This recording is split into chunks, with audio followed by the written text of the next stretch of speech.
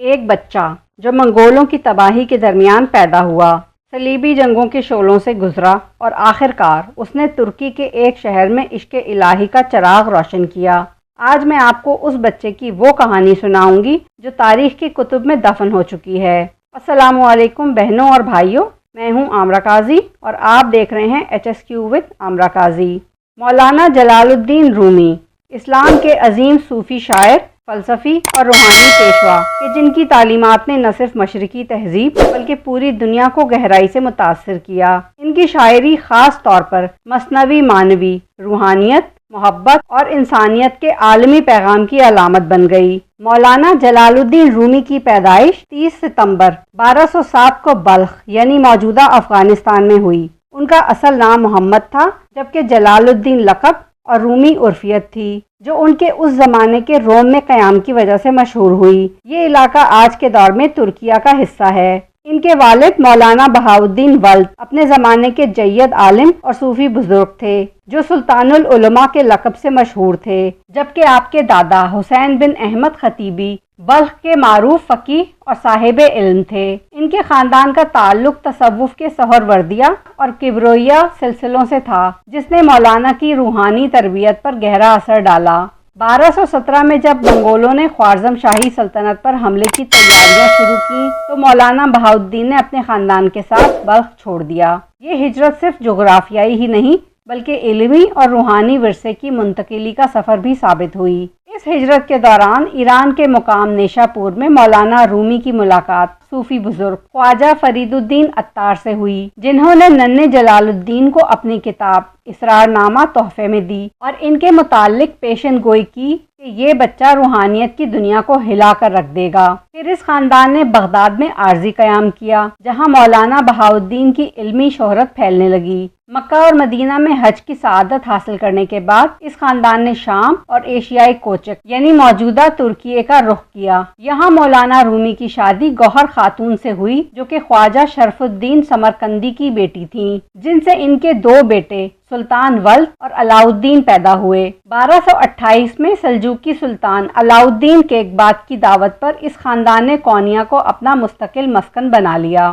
مولانا رومی کو بچپن سے ہی گہرے علمی ماحول میں پروان چڑھنے کا موقع ملا۔ سید برہان الدین محقق ترمذی مولانا کے پہلے استاد تھے، جنہوں نے 9 سال کی عمر سے ہی انہیں قرآن، حدیث، فقہ، منطق اور فلسفے کی تعلیم دی۔ 1237 میں مولانا نے شام کے علمی مراکز میں کمال الدین ابن العدیم اور ابن عربی جیسے اساتذہ سے علم کلام، تفسیر اور تصوف کی تربیت حاصل کی۔ انہوں نے امام غزالی کے افکار، خاص طور پر احیاء العلوم کو اپنے والد کی تعلیمات کے ساتھ ملا کر ایک نیا روحانی فلسفہ تشکیل دیا۔ 1244 میں شمس تبریز کی کونیا آمد نے مولانا کی زندگی کو یکسر بدل دیا۔ شمس تبریز ایک پراسرار صوفی شخصیت تھے، جن کی گہری روحانی باتوں نے مولانا کو دنیاوی علوم سے بالاتر ہو کر عشق الہی کی راہ پر ڈال دیا۔ مولانا نے اپنے مدرسے اور درس و تدریس کو ترک کر دیا اور شمس تبریز کے ساتھ 40 دن تک گوشہ نشینی اختیار کی۔ شمس نے انہیں سکھایا کہ خدا تک پہنچنے کا رستہ عقل نہیں بلکہ دل سے ہے۔ یہ رفاقت صرف 3 سال قائم رہی، کیونکہ شمس تبریز 1248 میں پراسرار طور پر غائب ہو گئے، جبکہ بعض روایات کے مطابق انہیں قتل کر دیا گیا۔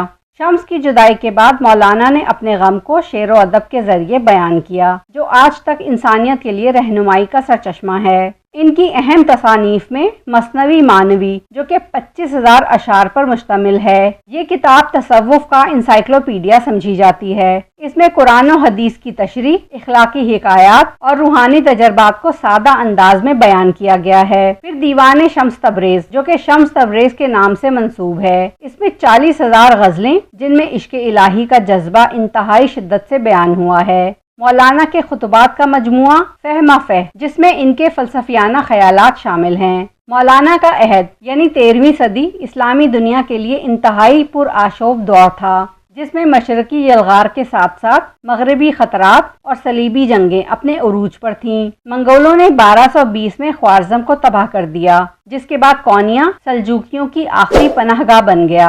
مسلم حکمران آپس میں اقتدار کی جنگوں میں الجھے ہوئے تھے۔ ان حالات میں مولانا نے اپنے پیغام محبت اور اتحاد سے لوگوں کو امید دی۔ ان کی تعلیمات نے نہ صرف مسلمانوں بلکہ عیسائی، یہودی اور دیگر مذاہب کے لوگوں کو بھی متاثر کیا۔ 17 دسمبر 1273 کو کونیا میں مولانا کی وفات ہوئی۔ ان کی قبر پر بنایا گیا مولانا میوزیم آج بھی صوفیانہ موسیقی اور سماع کی محفلوں کا مرکز ہے۔ عثمانی سلطنت کے دور میں ان کے بیٹے سلطان ولد نے مولویہ سلسلہ قائم کیا، جو عثمانی ثقافت کا ایک اہم حصہ بنا۔ 20ویں صدی میں رومان نیکلسن اور کولمن بارکس نے ان کی شاعری کے انگریزی تراجم کر کے صوفیزم کو مغرب میں متعارف کرایا۔ اس طرح ان کی مقبولیت عالمی سطح پر پہنچی۔ 2007 کو ان کی پیدائش کے 800 سال پورے ہونے پر اسے رومی کا سال قرار دیا گیا۔ مولانا کے نزدیک تصوف کا مطلب عشق حقیقی تھا، یعنی خدا کی محبت میں فنا ہو جانا، اور انسانی مساوات، یعنی خدا کے آگے سب یکساں ہیں، چاہے وہ سلطان ہو یا فقیر۔ رواداری، یعنی چراغ مختلف مگر روشنی ایک۔ ان کا یہ شعر ان کے فلسفے کا نچوڑ ہے۔ آؤ پھر سے محبت کریں، پیدا ہوں پیدا کریں، جو مر گیا اسے نہ کہو وہ مر گیا، بس تبدیلی ہے یہ صورت کی۔ مولانا جلال الدین رومی صرف ایک شاعر نہیں بلکہ انسانیت کے مشترکہ ضمیر کی آواز ہیں۔ آج جب دنیا نفرتوں، جنگوں اور مادیت پرستی میں گھری ہوئی ہے، مولانا کا پیغام محبت اور روحانی بیداری ہمیں ایک نئی راہ دکھاتی ہے۔ ان کی زندگی کا سبق یہی ہے کہ خدا کو پانے کے لیے دل کی گہرائیوں میں اترو، کیونکہ وہ تمہارے اندر ہی ہے۔ مولانا جلال الدین رومی صرف ایک شاعر نہیں بلکہ عشق الہی کا سمندر تھے۔ ان کی زندگی کا سفر افغانستان کے شہر بلخ سے شروع ہو کر ترکیہ کے شہر کونیا تک پھیلا، جہاں انہوں نے روحانیت، محبت اور وحدت کا ایسا پیغام دیا جو آج بھی لاکھوں دلوں کو گرما رہا ہے۔ آج 800 سال بعد بھی کونیا میں 27 دسمبر کو شب عروس منائی جاتی ہے۔ یہاں موت نہیں بلکہ صرف محبت کا ابدی نغمہ گونجتا ہے۔ اس سلسلے میں اپنے خیالات کا اظہار نیچے دیے کامنٹ سیکشن میں ضرور کریں، اور اگر آپ کو یہ ویڈیو پسند آئی ہو تو مسٹ لائک، شیئر اور سبسکرائب۔ اللہ حافظ۔